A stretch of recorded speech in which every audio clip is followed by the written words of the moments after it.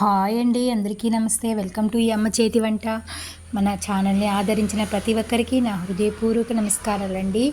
ఈరోజు రెసిపీ ఏంటంటే ఇది చెరువు చేపలు. ఈ చెరువు చేపలు పులుసు చేస్తే పులుసు అయితే టేస్ట్ అయితే వేరే లెవెల్లో ఉంటుంది. ఒకసారి ట్రై చేస్తే మళ్ళీ ఏ చేప కొనరు, మళ్ళీ చెరువు చేపే కొనాలి అనుకుంటారు, అంత టేస్టీగా ఉంటుంది.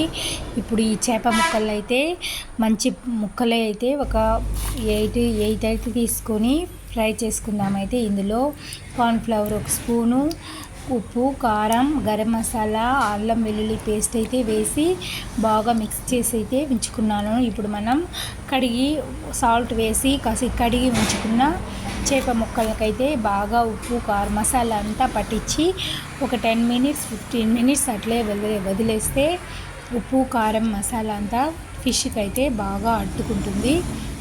ఇప్పుడు మనం ఫిష్కి అన్నిటికీ ముక్కలకన్నిటికీ మసాలాను అయితే పట్టించి మనం మ్యారినేట్ చేసి ఉంచుకున్నామైతే. 15 మినిట్స్ తర్వాత ఆయిల్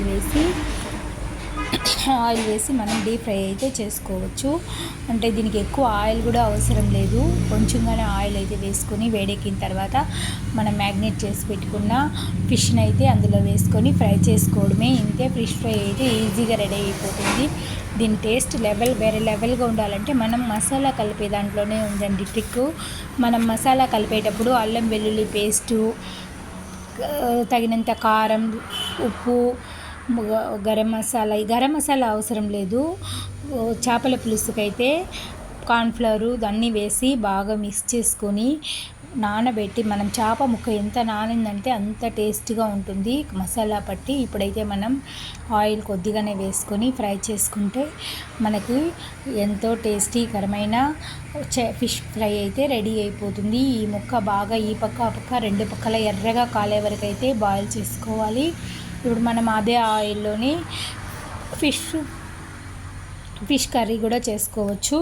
ఆయిల్లోనే ఇంకా మిగిలిన చేప ముక్కలంతా ఉంటాయి కదా, వాటినన్నిటిని సాల్ట్లో వేసి వాష్ చేసి ఉంచుకున్న తర్వాత ఇప్పుడైతే మనకి ఇక్కడ ఫిష్ ఫ్రై అయితే రెడీ అయిపోయింది.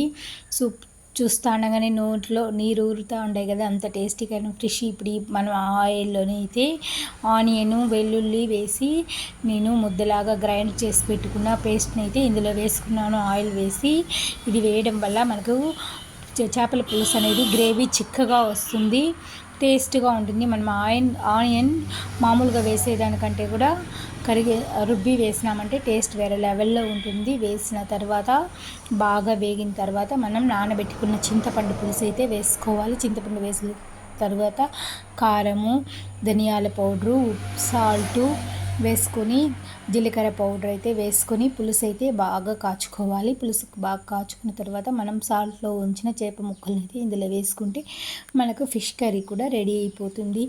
ఈజీగా ఫిష్ కర్రీ రెడీ అయిపోయింది, ఫిష్ ఫ్రై రెడీ అయిపోయింది. సింపుల్గా బ్యాచిలర్స్ కూడా చేసుకోవచ్చు. ఈ వీడియో లైక్ చేసి సబ్స్క్రైబ్ చేసుకోండి.